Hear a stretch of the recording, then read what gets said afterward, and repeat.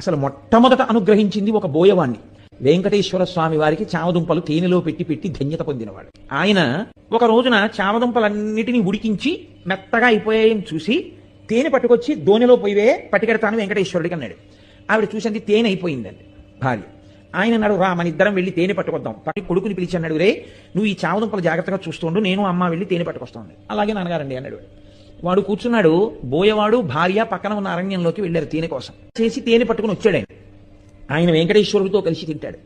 అందుకని ఆ తేనె పట్టుకుని వచ్చే లోపల ఈ పిల్లవాడికి ఆకలిసింది. వీడికి ఏమిటి అలవాటు, నాన్నగారు రోజు అక్కడ పెట్టి తిని వస్తారు, అప్పుడే మనకి పెడతారు. కాబట్టి అక్కడికెక్కడికో వెళ్ళి పెట్టడం ఎందుకు, నాన్నగారు ఈ చెట్టేగా వెంకటేశ్వర స్వామి అంటుంటారు, కాబట్టి ఇక్కడ పెట్టేస్తే అయిపోదేంటి. ఈ పిల్లవాడు నమ్మాడు, ఉన్నాడు అక్కడ ఈశ్వరుడని. తినేశాడు చెట్టు రూపంలో ఈశ్వరుడు. తినేస్తే తండ్రి వచ్చాడు, వీడు మిగిలినవి తినేశాడు. స్వామికి పెడితే తినేచ్చుగా, తినేశాడు వాడు. తండ్రి వచ్చాడు, ఏవిరా చామదుంపలు అన్నాడు.